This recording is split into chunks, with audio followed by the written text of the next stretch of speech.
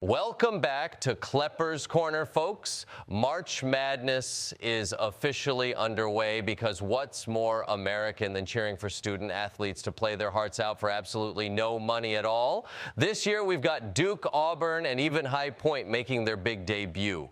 And let's not forget the SEC somehow squeezing in 14 teams. I didn't know Alabama even had 14 cities. Meanwhile, the Philippines had their own version of madness. Former President Rodrigo Duterte got arrested by the International Criminal Court, prompting Senator Imee Marcos to launch an inquiry because apparently the Marcos family really values national sovereignty, especially when it involves not being prosecuted by international courts. Over in Balochistan, enforced disappearances have sparked protests. Pakistani security forces have been accused of abducting activists, which makes Pakistan's official tourism slogan, "Visit Pakistan will keep you longer than you planned," suddenly a lot more ominous. Back stateside, Minnesota is proving it's not just known for lakes and politeness, but also for $250 million disappearing faster than common sense at a flat earth convention. Amy Bach and Salim Said were convicted for defrauding a federal child nutrition program. Looks like under Governor Walz, Minnesota's state bird might soon change from the loon to the con artist.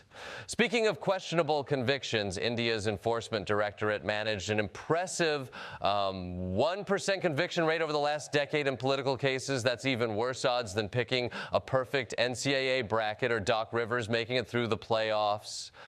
And yes, speaking of Doc, the Milwaukee Bucks, with stars like Giannis and Damian Lillard, are already fumbling early in the playoffs. Fans are scratching their heads, asking if the team is being coached by Rivers or if they've accidentally hired a motivational speaker whose only advice is shoot better. Also capturing eyes, Robert F. Kennedy Jr. is crusading against artificial food dyes, seeking stricter food safety regulations. Because, America, if we're going to poison ourselves, we might as well keep it organic.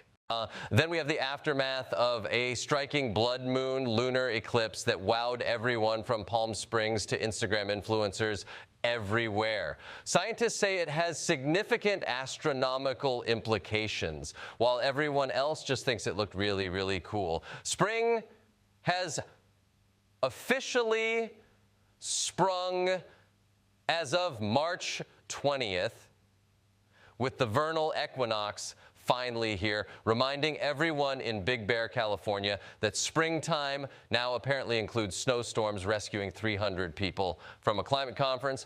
Climate scientists getting snowed in at a climate conference, folks. Irony is alive, well, and knee-deep in snow. That's all we've got for this week. Stay safe, stay skeptical, and whatever you do, don't trust your bracket. We'll see you next time.